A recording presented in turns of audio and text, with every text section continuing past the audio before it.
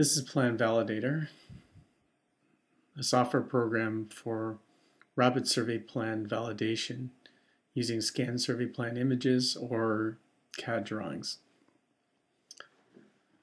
So let's get started. Plan Validator, the first way to use Plan Validator is to open a scanned survey plan. So we can open up the scanned survey plan as a TIFF file, which can show us, and that'd be kind of the common way it would come in, or we can also load it as a JPEG. And JPEGs might be a little bit easier to see. Now to navigate within the Plan Validator, if we drag a box from left to right, it zooms in. If we drag a box from right to left, we zoom out. If we click, then it recenters the screen where we click. And then with JPEG drawings, we can also zoom to 1:1, which gives us the maximum readability. So let's get started. To co-go in this plan, all we have to do is start entering into the grid at the lower part of the screen. The last row is always the entry row in the grid. So we can enter our bearing, which is north 72, 44, 40 east. This bearing can also be entered 72.44, 40-1. This way you can enter it on the numeric keypad rather than having to use the full keyboard. We enter distance 21, gives us first line, and it stays on the same bearing, so we just have to enter 16. Next course would be 17.54. Now I'm reading the dimensions directly off the screen. I can also align the survey, the calculation with the survey plan by right-clicking on a point and dragging it to its location on the image, and right-clicking another point and dragging on the image. Once I have 2 points, then I have it established. Now, as I enter additional courses, the display will automatically pan to recenter the display in the location. So to save time, we can enter single traverses in this way, as it'll automatically detect closures, or we can enter multiple connected traverses, so the entire survey plan can be collected in a single grid.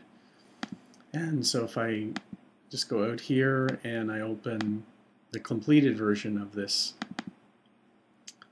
subdivision, in this particular case, every time it comes into a course, goes back to the same point. It can give me a closure error. And then I can also realign this to the survey by doing the same thing, right-clicking on a point, dragging it to its location, zoom out here, right-clicking on a point, and zoom into a location. And to refine this, we can also add additional points if we need to.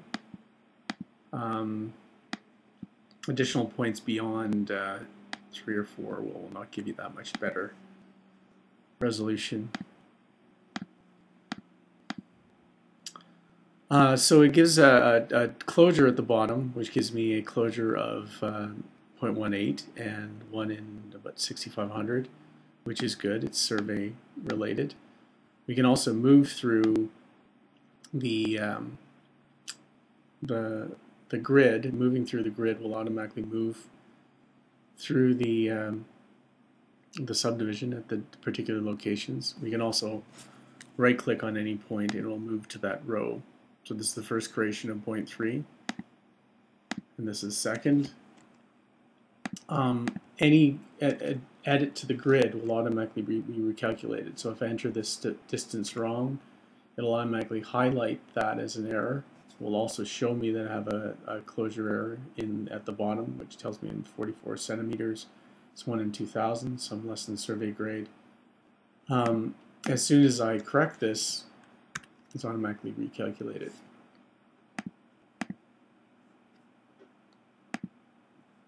And then I can print a report.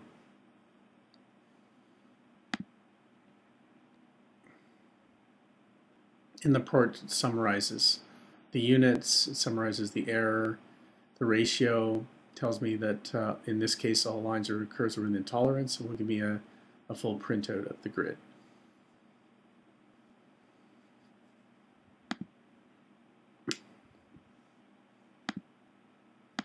So the other way to work with the plan validator is start with a CAD file. Now, before we do this, we can also save this as a text file, which is what I loaded it from, or we can export this to cadastral XML, which can be used in Esri's parcel editing in their parcel fabric. So you can directly import the bearings and distances as recorded on the plan into the fabric, or we can save this as a DXF file and export that to CAD. So the other way to work with this is to start from a CAD file. So we can open a CAD file, DXF file, and it'll summarize the DXF file at the bottom here in the CAD tab. It gives me the layers, it gives me the number of lines and the number of text in each one of the layers. For each of the text layers, it gives me a sample so I can figure out what's going on. This is a good way to tell which layers are the dimension layers. So what we can do is we can define our categories. In this case, we've got boundary, and we can also define a different category for road. We can also define from the attributes the dimensions. So the dimensions will define the actual recorded dimensions on there, which may or may not relate to the actual inverse distances or calculated distances from the CAD features. So once we've defined the relationship on the layers, we can just simply import this. So we can import this. We enter a grid to ground scale factor if we have one, and it'll calculate it. It tells me that I've imported 48 CAD lines or curves. I have 46 dimensions that have been matched to lines. So not all the dimensions have been matched. So we can go and investigate that.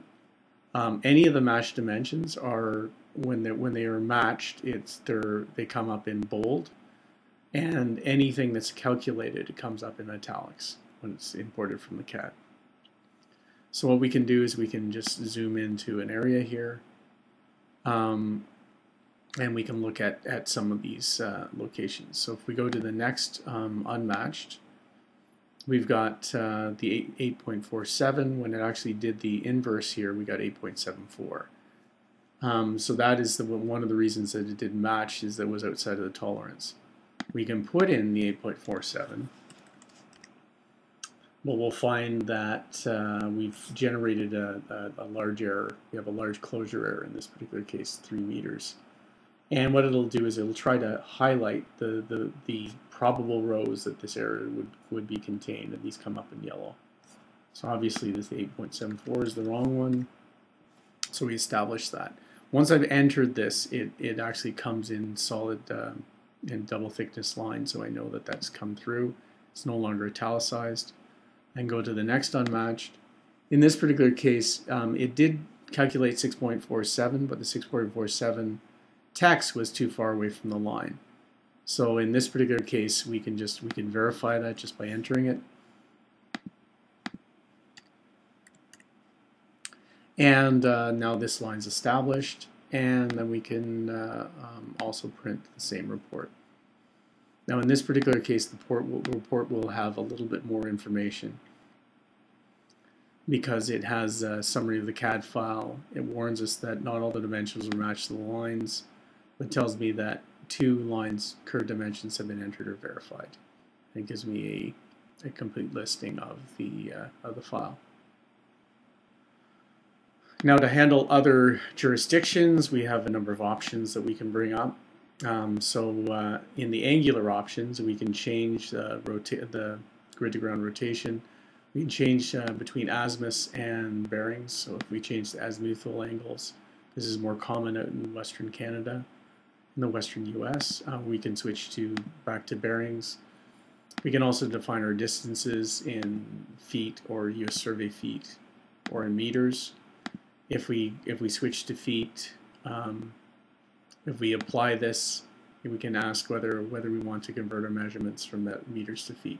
If we say yes, it'll scale the measurements up. If we say no, it will just leave measurements as is.